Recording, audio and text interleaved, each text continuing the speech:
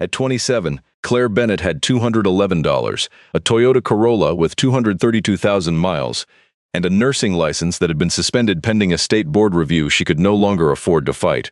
She'd been sleeping in her car for 47 nights, ever since St. Vincent Regional Hospital in Knoxville terminated her for what their lawyers called a breach of patient confidentiality, and what every nurse on the pediatric floor called the truth. When the Corolla finally died on a stretch of Route 25 in eastern Tennessee, Claire pushed it onto the shoulder and walked 4 miles into a coal town she'd never heard of.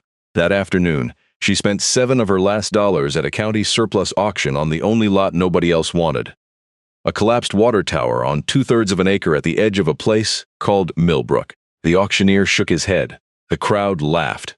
But 31 days later, while clearing rusted steel beside a stray hound she'd pulled from the wreckage, Claire pried open a sealed cavity beneath the foundation and found something a country doctor had buried there in the spring of 1981.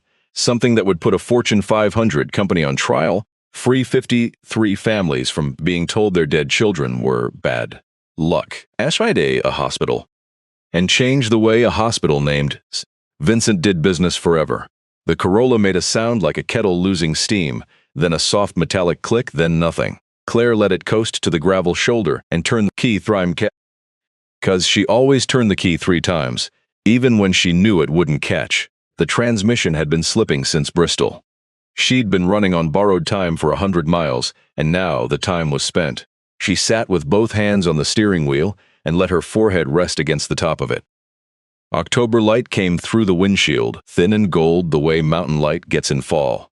Route 25E ran in 2 directions through ridges that were just starting to turn. The hickories going amber, the maples going to copper. No houses, no cell signal. She got out and stood in the road. The air smelled like wet leaves and limestone. A coal truck passed in the opposite direction, the driver giving her the small nod that mountain people give strangers, and then the road was empty again. Claire took her duffel bag from the back seat.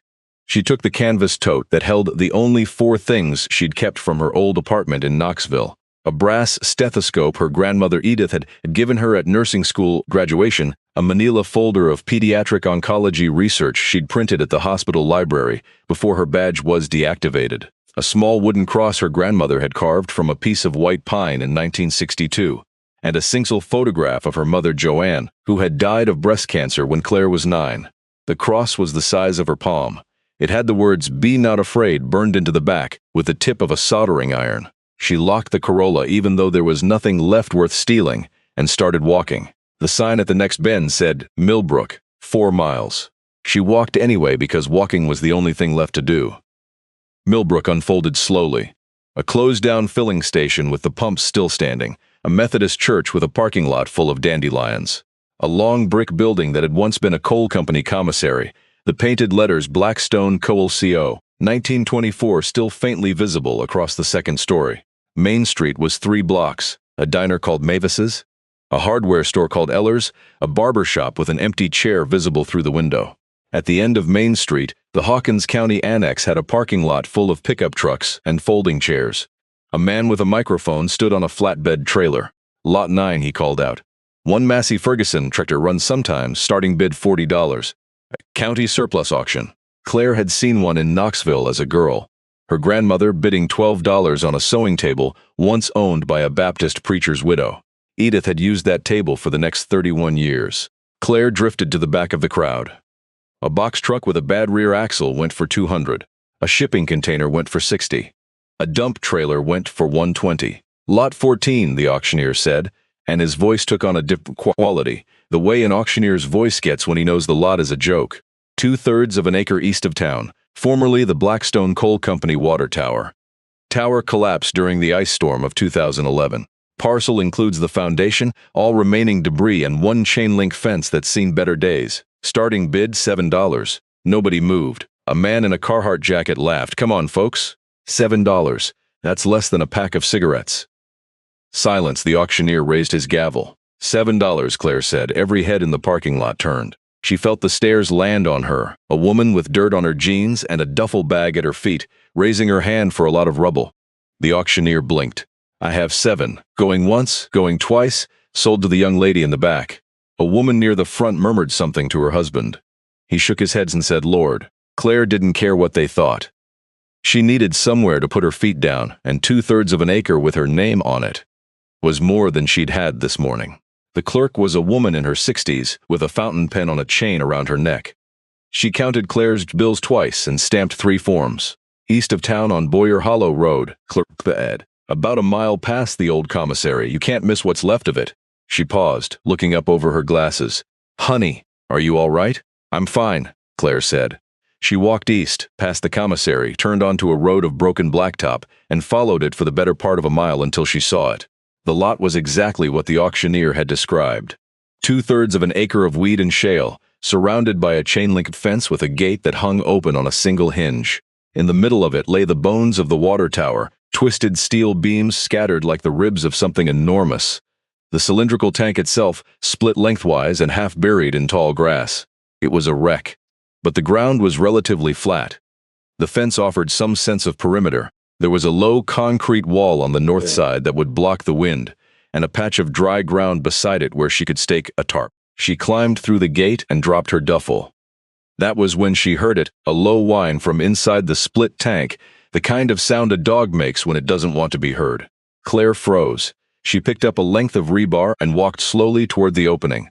The last light of the day angled through the gap, and she saw movement. A blue-tick coonhound, lean to the point of skeletal, curled against the inner wall of the tank. One eye was milky, the other tracked her without blinking. She set down the rebar, took the last granola bar from her duffel, unwrapped it, and set it 3 feet from the dog. Then she backed away. The dog waited a long minute before it stood. It limped forward on a hind leg that didn't carry weight, sniffed the granola bar, and ate it in 2 motions. You live here? Claire asked. Its tail moved once, a single low sweep against the steel. Yeah, Claire said. Me too, I guess. She made camp that night with a blue tarp from her duffel and 2 cinder blocks dragged from the rubble. The dog, who she'd started calling Banjo because of the long curve of his ribs that reminded her of an instrument, settled 6 feet away and watched her work. By the time she lay down with her jacket folded under her head, the stars were out. She had grown up in apartments in Knoxville and had never seen a sky like this. Banjo crept closer during the night. By morning, he was pressed against her side. The first 4 days were about staying alive. Claire found a public restroom behind the courthouse annex unlocked from 8 to 4. She filled gallon jugs at the sink and stretched her dollars at the Dollar General on bread, peanut butter, a 5-pound sack of pinto beans, and dog food that cost her $4.50. And she worked. She cleared rubble by hand, dragging steel beams to the fence line, stacking broken cinder block, pulling kudzu. Edith had taught her that when nothing else made sense, you used your hands. The hands kept moving, and eventually the rest of you caught up. On the 5th morning, a pickup truck slowed on Boyer Hollow Road and pulled into the gate. A woman climbed out, in her late 60s, with a long gray braid down her back and the kind of forearms that come from 40 years of lifting feed sacks. She wore a canvas apron over jeans and carried a metal thermos. You the one bought the tower lot, she said. It wasn't a question. That's me, Claire said, wiping her hands on her jeans. B. Hollister, I run Eller's Hardware on Main. Took it over from my husband when he passed in 14. She held out the thermos, coffee. You been out here 5 days, word gets around. Claire took the thermos. The metal was warm in her palms. Thank you.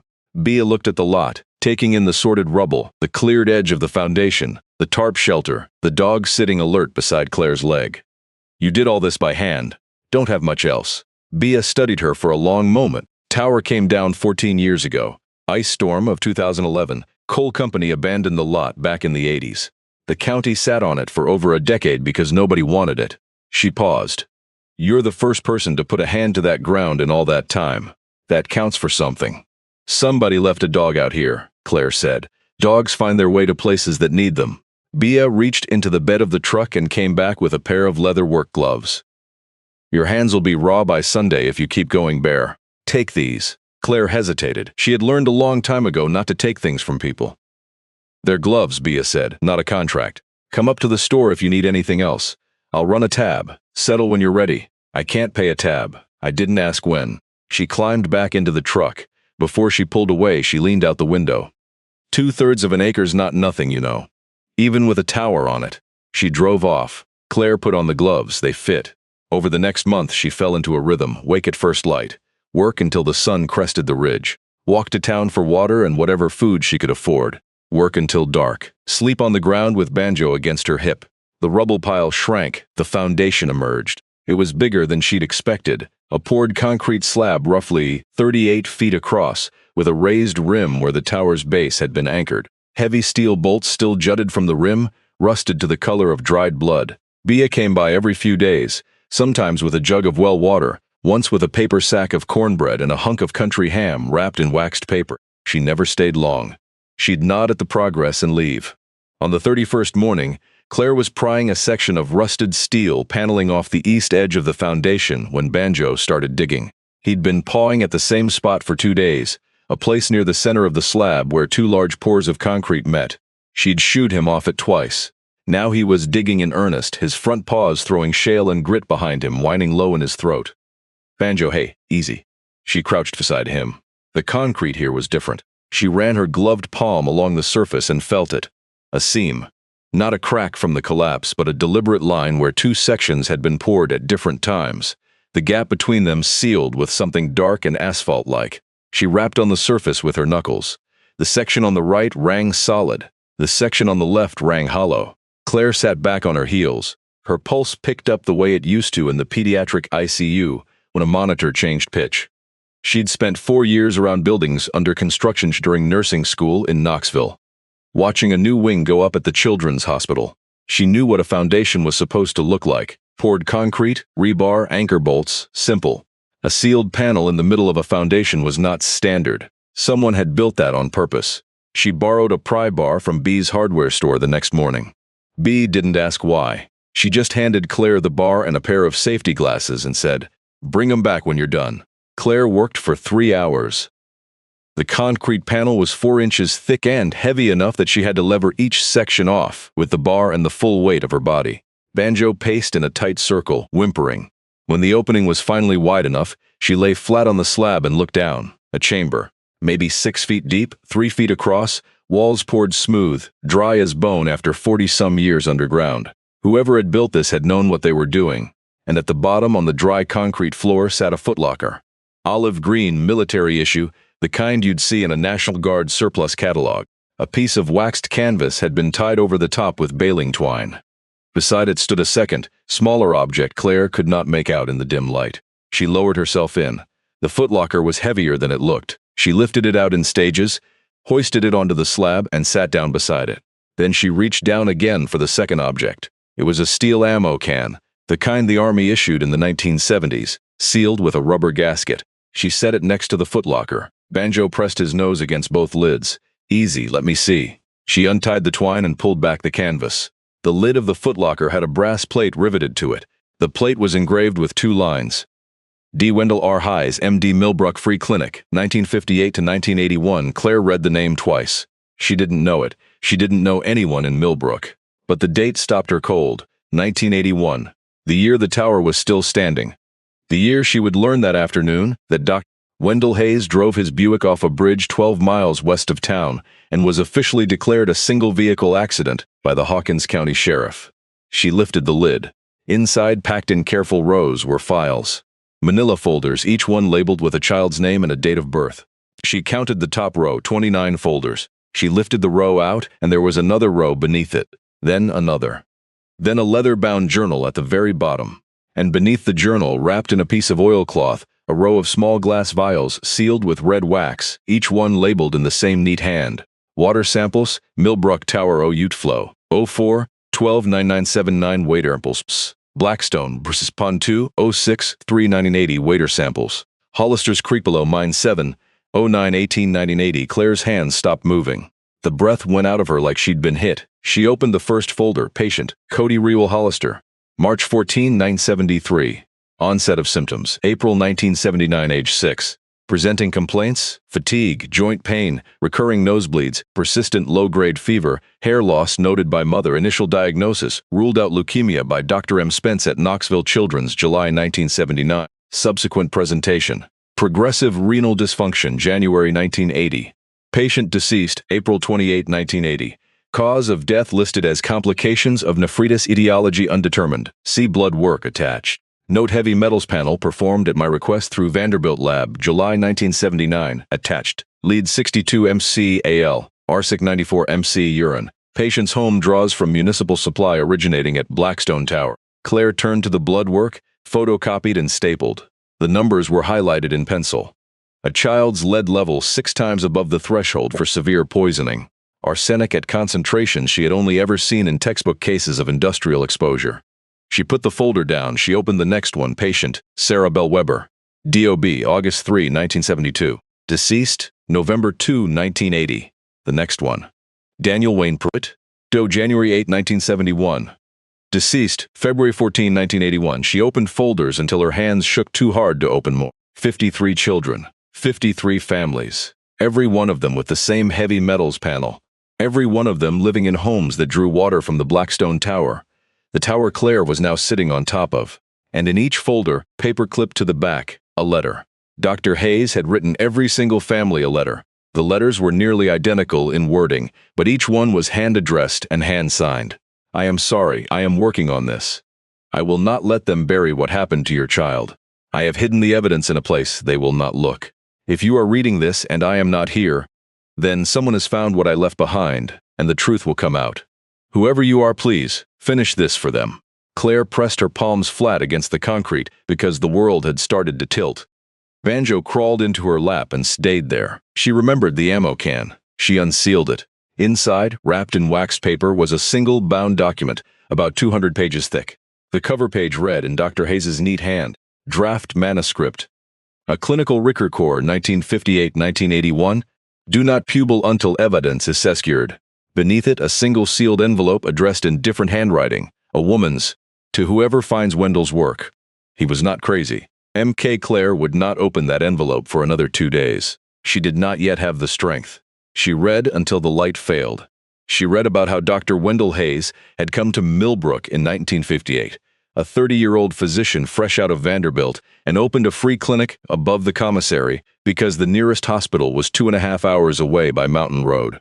He had treated 3 generations of coal miners and their families for free or for whatever they could spare. In the spring of 1977, he had noticed an unusual pattern in his pediatric patients, lethargy and joint pain and the slow failure of small kidneys. And he had, on his own dime, sent water samples to a chemist friend at Vanderbilt. The numbers should not have existed in the drinking water of any town in America.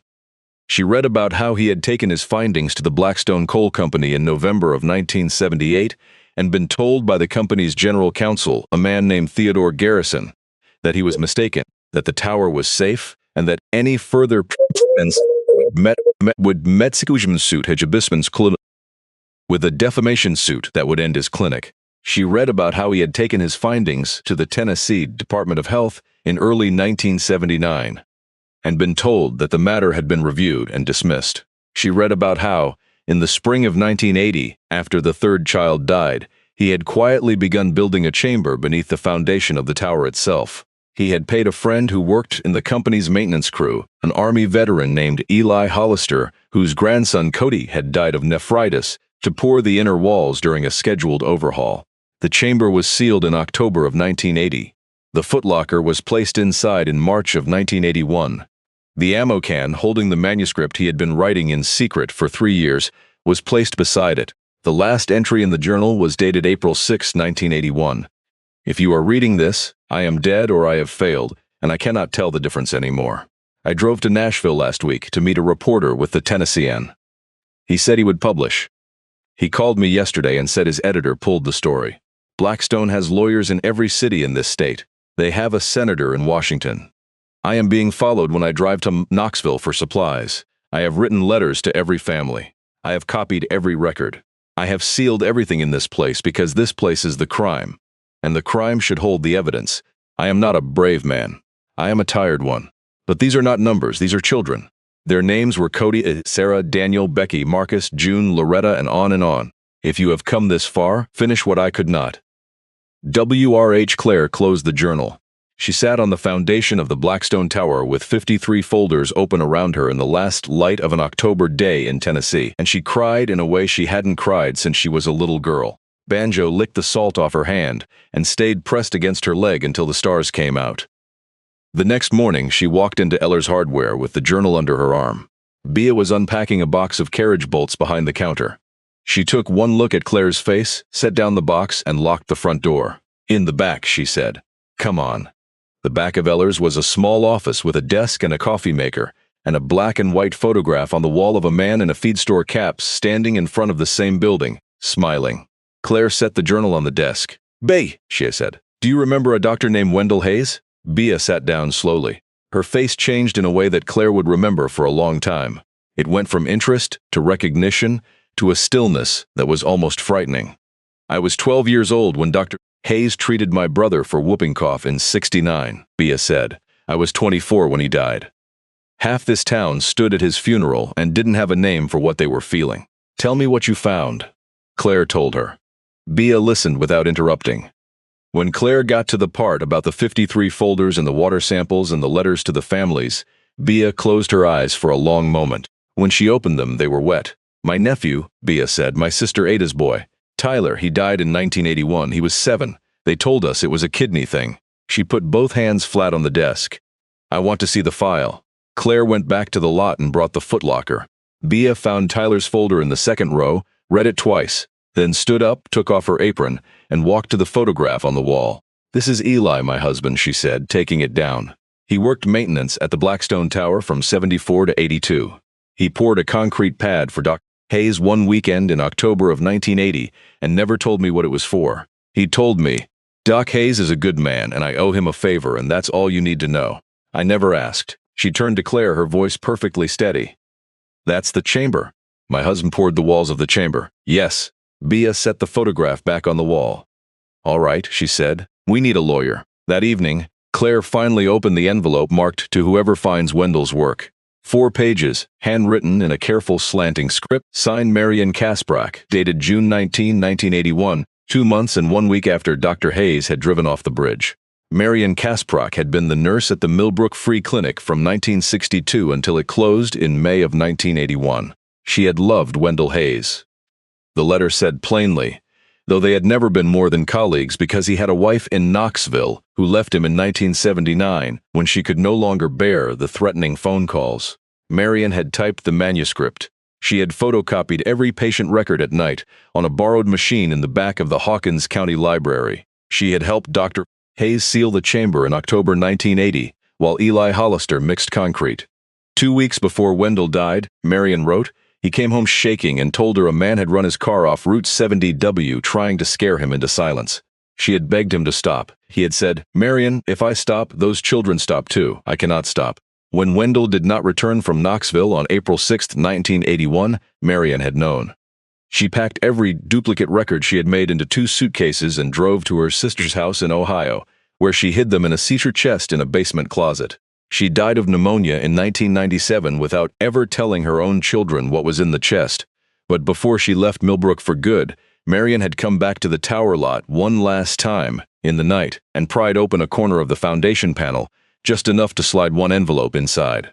"If you found Wendell's box," the letter said, "then his work survived. Mine is a cedar chest at the Erie County Historical Society in Sandusky, Ohio. The donation receipt is folded into this letter. Whatever you do with what you have found, please tell someone Wendell Hayes was not crazy." M.K. Claire held the letter against her chest. The chamber had held not one buried truth but 2, and the second had been waiting for the first to be found, like a key waits for a lock. Word travels in a town of 1,400. Claire didn't know how it happened, didn't have to wonder. By the end of that week, 3 women had appeared at the lot. The first was Ada Weber, Bea's sister, 71, who walked up to the gate with a tin of cornbread and asked, with no preamble, whether Claire had a folder for a girl named Sarah Bell Weber. Claire brought out the folder. Ada sat on the concrete and read it for an hour without a word. When she was done, she folded it against her chest, took Claire's hand and said, "Thank you for not throwing it away." The second was a woman named Loretta Pruitt, who had lost a brother named Daniel Wayne in 1981, and had spent 4 decades being told the family had a bad gene. The third was a man named Curtis Royal Hollister, the surviving twin brother of Cody Hollister, and a grandson of the same Eli Hollister who had poured the chamber walls. Curtis was 51. He drove a truck for a paving company. He stood at the gate for 10 minutes before he could speak. "Doc Hayes treated my brother for a year and a half, he finally said. Wouldn't take a dollar. My grandfather went to his grave saying the doc was the best man he ever knew. We always wondered what happened to him on that bridge. He looked at the foundation, at the open chamber. He didn't drive off that bridge, did he?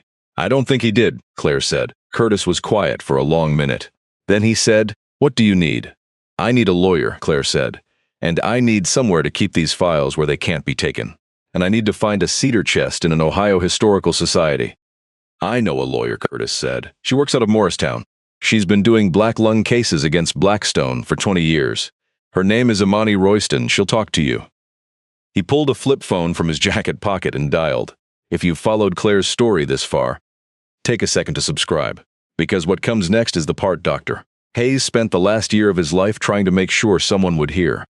Imani Royston was 46, wore her hair in locks to her shoulders, and ran a law office above a bakery in Morristown that smelled, all day long, like cinnamon rolls. She came to Millbrook on a Saturday and spent 8 hours with the footlocker on the floor of B's office, reading folders, photographing every page, and making low, careful phone calls to Nashville and Washington.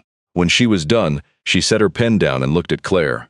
"In my career," Imani said, "I have seen documentation like this exactly one time, and that case ended with a $140 million settlement against a chemical company in West Virginia. This is better than that one. Your doctor was meticulous. He cross-referenced every patient with their water source. He kept original lab work. He sealed his samples in wax. We have a chain of custody we can prove to a federal judge. And if Marian Kasprack's chest in Ohio holds duplicate records, we will have 2 independent evidence trails the company cannot dispute." She paused. "But the company that owned that tower was bought by a holding firm in 1989, which was bought by a pharmaceutical group in 2001, which was rolled into a larger group in 2014. The current parent company is Garrison Caldwell. They own 7 regional hospital systems." Claire's mouth went dry. "St. Vincent," Imani nodded. "St. Vincent Regional in Knoxville is a Garrison Caldwell facility. The board chairman of Garrison Caldwell is a man named Preston Garrison. Preston Garrison is the grandson of Theodore Garrison, the general counsel who threatened Dr. Hayes in 1978. The same family. 3 generations, the same playbook. Nobody in the room spoke for a long time. They sat on my license," Claire said quietly. "I tried to report what I saw in pediatric oncology and they sat on my license for 9 months. Imani didn't ask her what she had reported. She just nodded slowly, like a piece had clicked into place. "All right," Imani said. "Here is what we are going to do. We are going to file a wrongful death class action on behalf of the surviving family members of every child in that footlocker. We are going to subpoena the original 1979 water tower records. We are going to file an environmental complaint with the EPA and a public records complaint with the Tennessee Attorney General. I am going to drive to Sandusky myself next weekend and bring back whatever is in that chest. And we are going to do all of it at exactly the same moment, so they cannot bury one piece without exposing the rest." "How long?" B asked. "To file? 6 weeks. In 18 months, maybe 2 years. They're going to come after this lot," Claire said. "Yes," Imani said, "they are."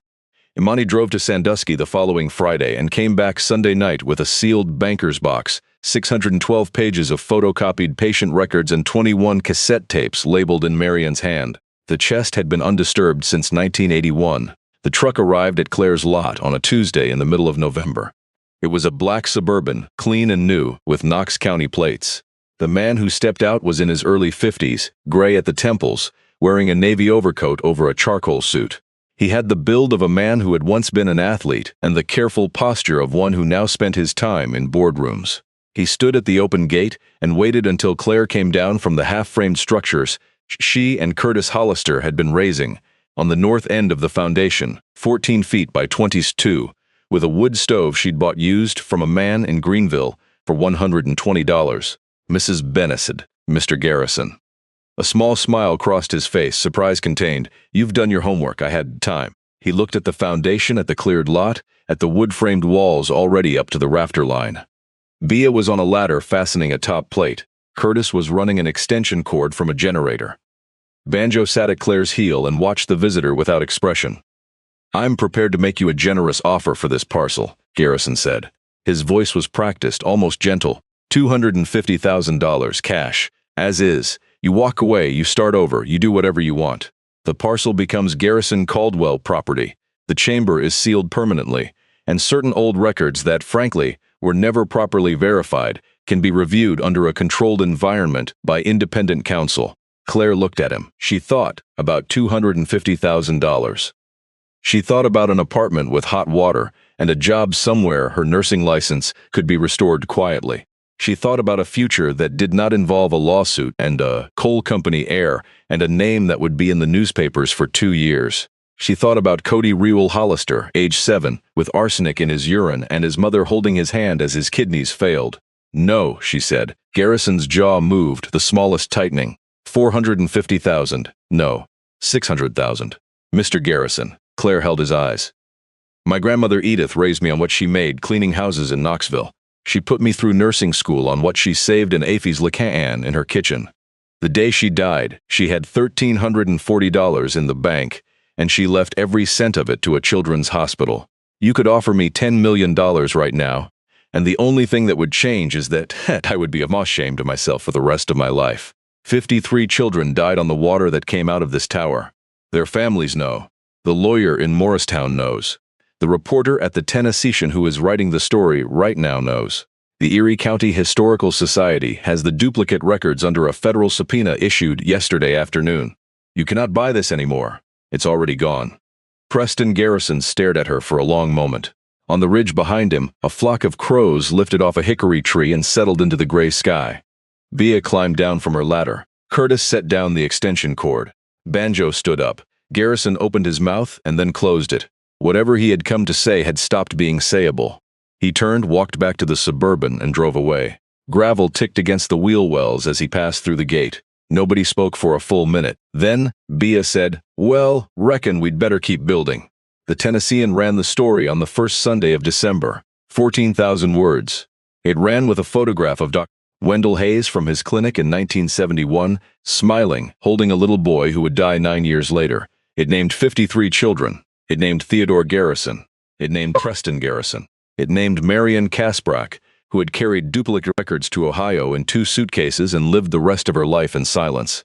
It named Blackstone Coal Company and every corporate successor that had absorbed its liabilities. By Sunday evening, the Associated Press had picked it up. By Monday afternoon, 2 members of the Tennessee congressional delegation had called for a federal investigation. By Wednesday, the EPA had opened a formal review of the Millbrook Tower site and 3 other Blackstone-era processing ponds. By Friday, Garrison Caldwell had announced the temporary leave of its board chairman. On the second Tuesday of December, Imani Royston filed in federal court in Knoxville.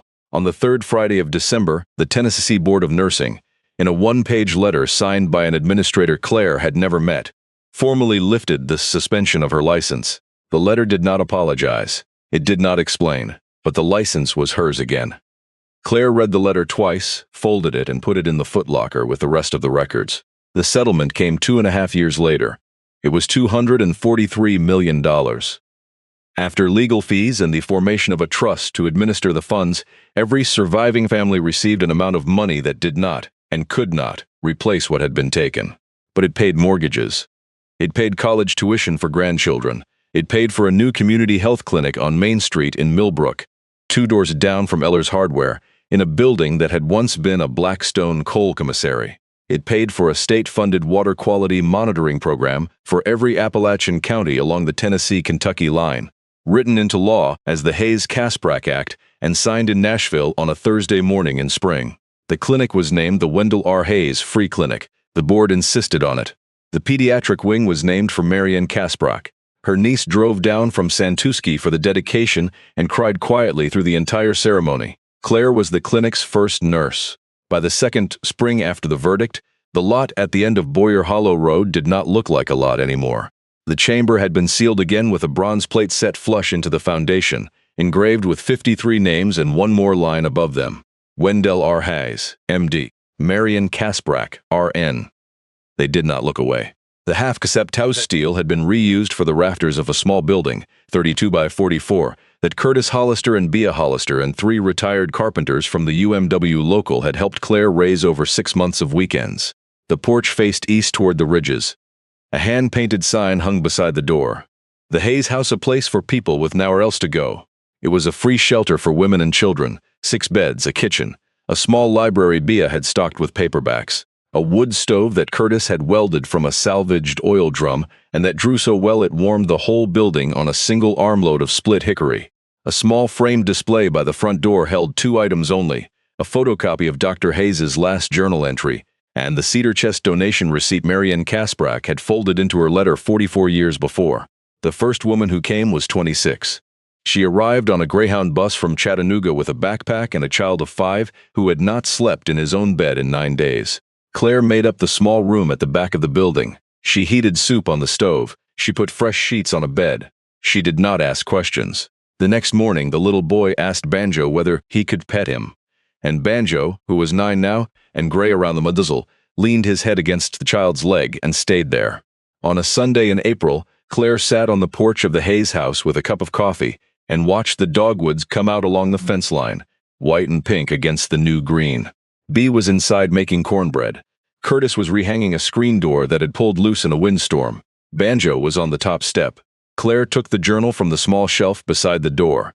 Dr. Wendell Hayes's journal lived there now, in a glass case Curtis had built from oak. Beside it, in an identical case, sat Marian Kasprak's letter, the pages yellowed but still readable. Once a month she opened the journal, read a page, and remembered. Today she turned to the inside of the back cover. It was the only blank page left. She uncapped a pen and wrote, in the smallest hand she could manage, Dr. Wendell R. Hayes, M.D., Millbrook Free Clinic, 1958 to 1981. Marian Kasprak, R.N., who carried what he could not. Claire Bennett, R.N., The Hayes House, 2025. 53 names carried forward. The water is clean now. The Hayes-Kasprak Act protects 47 counties.